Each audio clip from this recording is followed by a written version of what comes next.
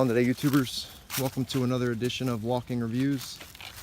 Today we're going to be taking a look at another custom knife by another South African maker. This time we're looking at a John Arnold piece, and this doesn't really have a name. I think he calls it a tactical front flipper, but there's not really anything tactical about it.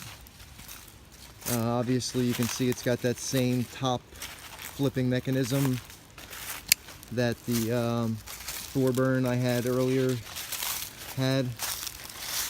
So let's go ahead and jump into the specs. The blade is, I believe, RWL.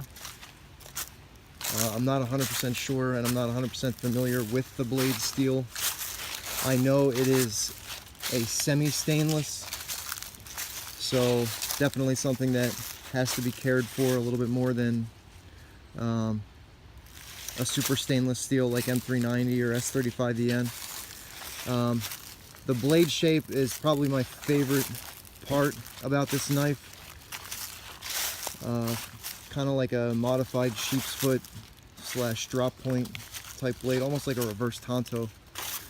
Trying to show you John Arnold's maker mark there. It's very subtle, you can barely see it. But we have mirror polished flats with hand rubbed satin on the bevel here. The reverse side just has the IKBS symbol. Really useful blade shape for everyday use. You know, great for opening packages or food prep. This isn't the biggest knife, so definitely light food prep, but yeah, I don't know if I mentioned it's 2 3/4 inch blade. It is flat ground from, I guess, about 3/4 of the way, 4/5 of the way down. The handles, we have a titanium liner lock here with blue anodized titanium. Where have you seen that before, right? We have lightning strike carbon fiber bolsters with desert ironwood, I believe, handle scales. He's done an amazing job with the bolster transition. You cannot feel where one ends and the other begins. Really extremely nice job. You can see there's a very thin strip of red G10 in there for the transition. We have a 3D milled titanium pocket clip. The handles are about 4 1/4 inches long with a nice little finger choil here. Really nice file work on the titanium. Again, where have you seen that before?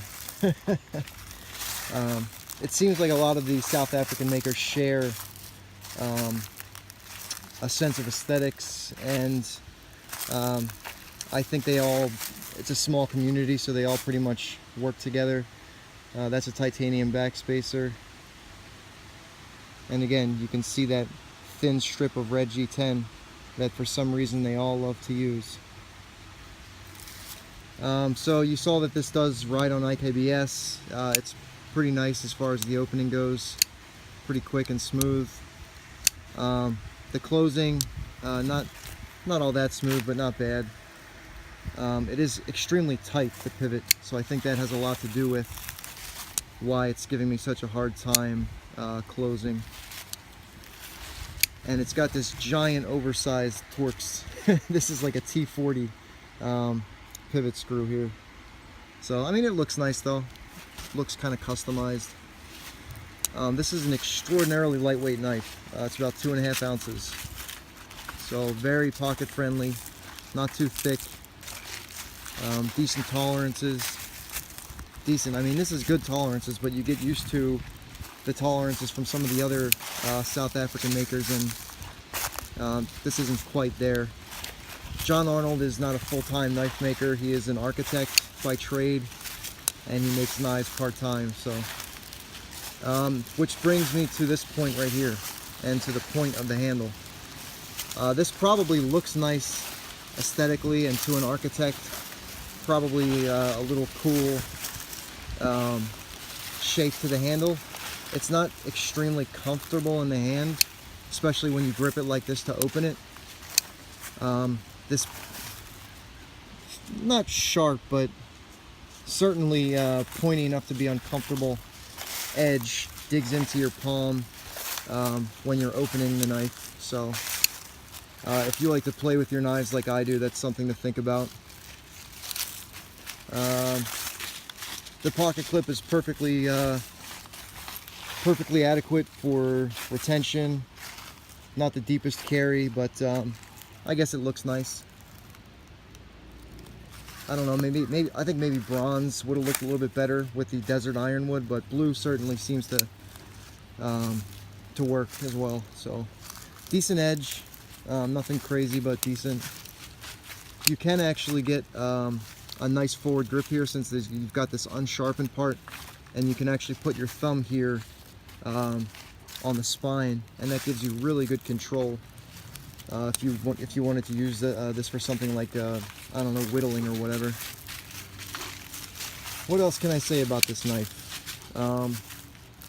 You can definitely see the influences from the other South African makers. So if you've had one, you will definitely be familiar with some of the features on this one. The lockup is really nice, very sturdy. Like I said, the pivot screw is extremely tight, and the blade, the lock geometry has been done properly, so there's no lock stick, and you get a very secure lockup. What else? Yeah, I mean, there's nothing else really remarkable. I think it looks really nice aesthetically. As far as functionally, it leaves a little bit to be desired when you compare it to the other South African makers. But since he is a relatively lesser known maker, you will be able to find his pieces for less money than the other South African makers, which is nice if you if you wanted to try one of them out and you didn't want to spend $700, $800 on Thorburn. You can get these for about $500. So anyways, yeah, that's about it. I really can't think of anything else to say. Ergonomically, very comfortable. Definitely a good user if you're looking for an EDC type knife that is a stunner. I think this would definitely be something people would comment on when you pulled it out of your pocket. Yeah, that's about it for this one. Sorry for the boring review. I just nothing about this knife really jumps out and grabs my attention. Maybe I've been spoiled by my most recent Thorburn purchase, but it's definitely a very suitable knife, I guess. Nice gentleman's carry. Not super fun to play with, just because of how it kind of digs into your palm, and that's about it. So the next review coming up hopefully will be quite a bit better. I've got another Rod Olson to review.